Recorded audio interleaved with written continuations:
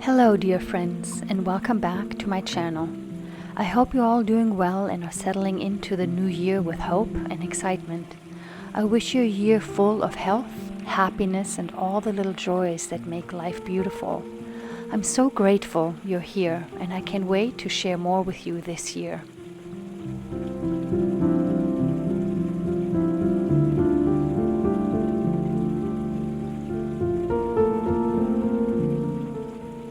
Today, I want to take you to a very special place and share with you the gentle art of forest bathing, an ancient practice and beautiful way to connect with nature and ourselves.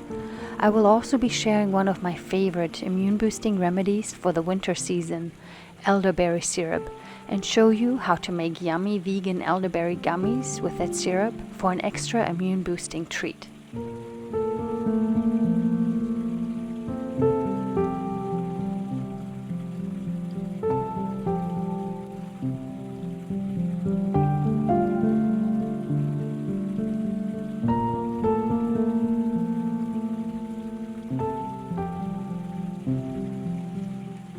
Let's walk together and step deep into this mossy forest that is dear to my heart. I have been coming here for many, many years to decompress, be mesmerized, find peace in solitude, and to recharge. The air is fresh, the trees stand so tall, and time seems to slow down here.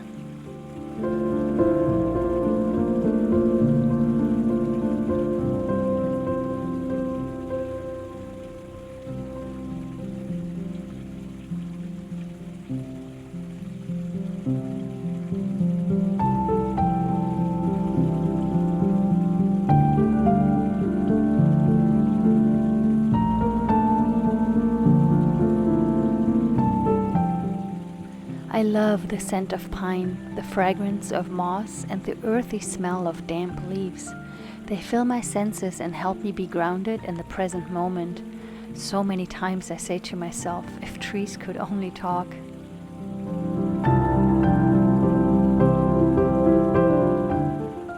And when I ask myself that question, it sparks such beautiful thought, especially when you're standing amongst those towering, moss-covered old trees in the heart of a forest. Can you imagine the stories they share? These giants have been around for so long, quietly watching the world change around them.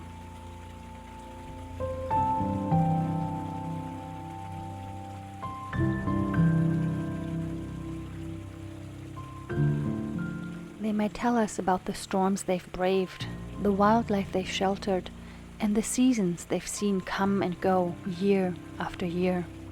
There's something humbling about standing in their presence. It makes you think about your own place in the world.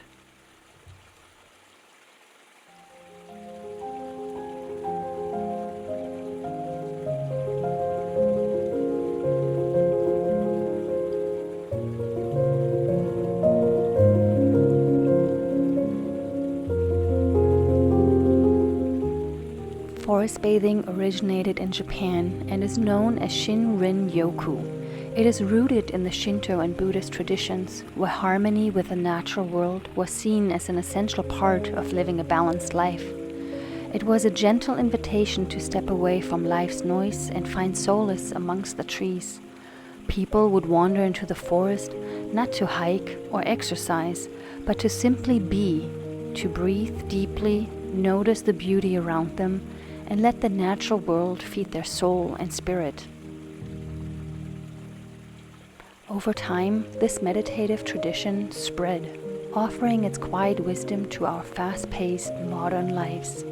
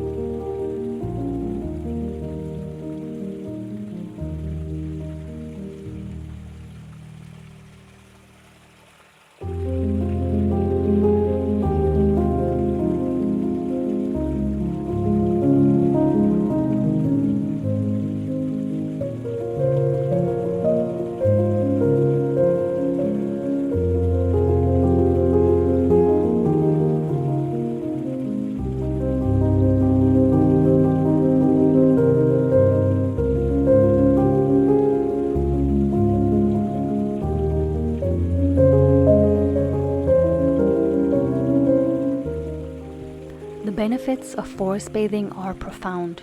The forest releases phytocyans. Those are tiny, invisible compounds that calm the mind, lower stress, and even boost the immune system. You can't see them, but you can feel the effect of them.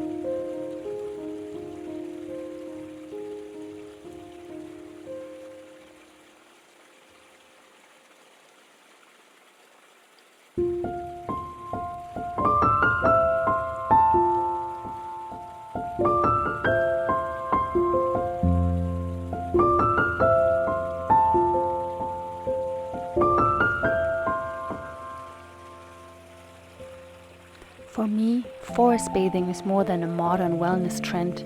It's a bridge between ancient wisdom and contemporary science, inviting us to slow down, reconnect with the earth, and find balance in this fast-paced world.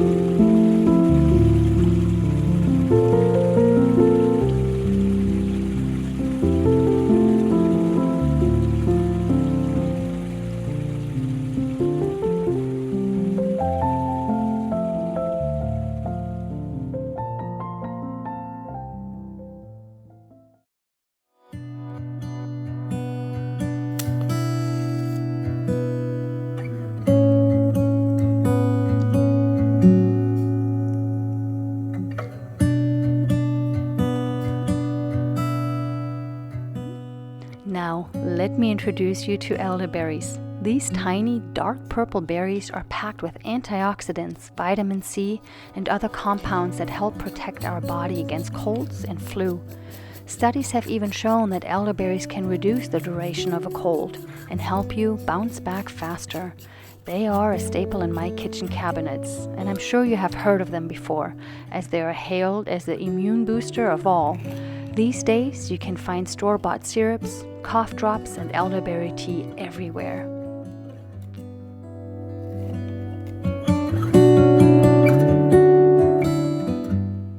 I like making my own elderberry syrup, not just because it's so easy, but I can tailor to my own taste and needs and keep unnecessary ingredients out. For this batch, I'm using dried elderberries, cinnamon sticks, fresh ginger, whole cloves, some orange peels, and a hint of vanilla, and of course a touch of maple syrup to keep it vegan-friendly and toddler-friendly. Don't be afraid to get creative. You can add things like star anise or even echinacea if you want to give it an extra herbal twist. The possibilities are endless.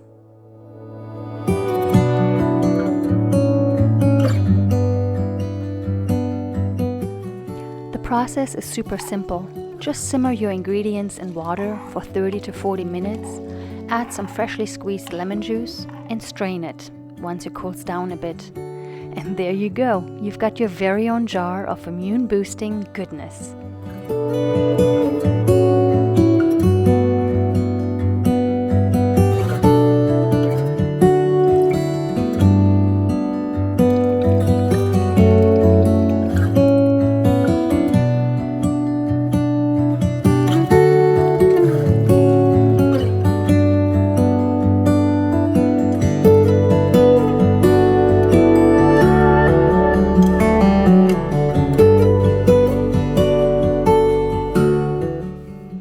For preventative measures, I would suggest taking 1 tablespoon a day during the cold and flu season, and a common dosage for an acute illness is about 2 to 3 tablespoons per day.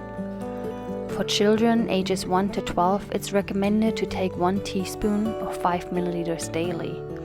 But as a reminder, children under 1 can't have any honey. That's why I made mine with maple syrup instead. Remember to shake the jar well before using it so all the ingredients are mixed properly.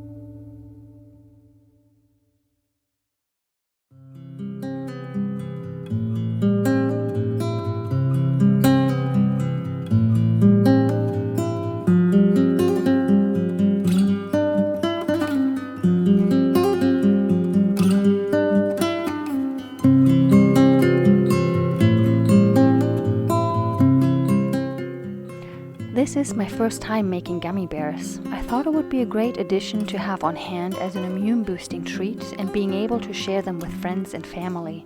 I'm using the elderberry syrup I made, and I'm adding a little bit of maple syrup to make them just a tiny bit sweeter. I chose agar-agar as a vegan gelatin source, and I have to say, I'm pretty excited how they turned out.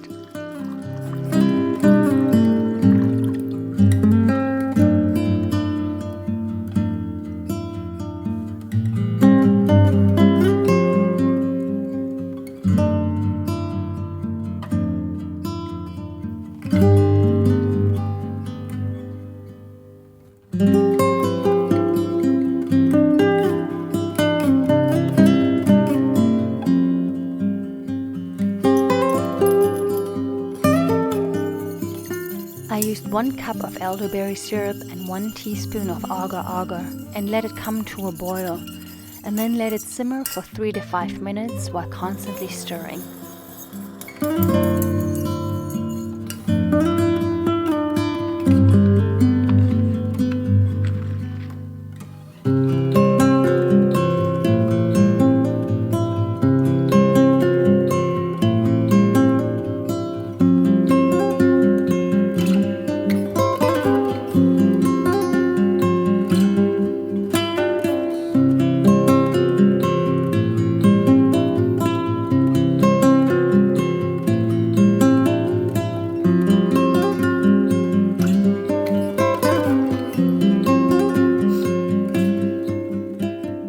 I had fun using the dropper and filling the cute gummy bear and dinosaur silicone molds.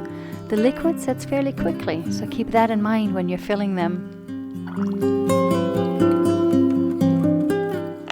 After about 5 minutes, the gummy bears are ready to be popped out of the mold and be stored in a glass jar.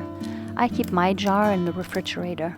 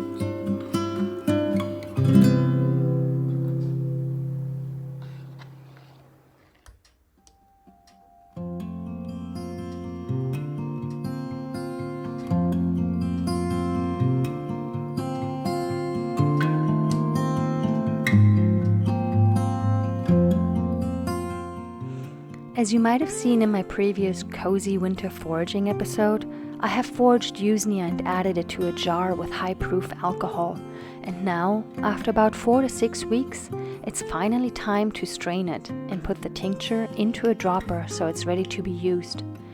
Usnea Tincture is a century-old remedy with antibacterial, antifungal, and immune-boosting properties, perfect for supporting your body's natural defenses and aiding in wound healing.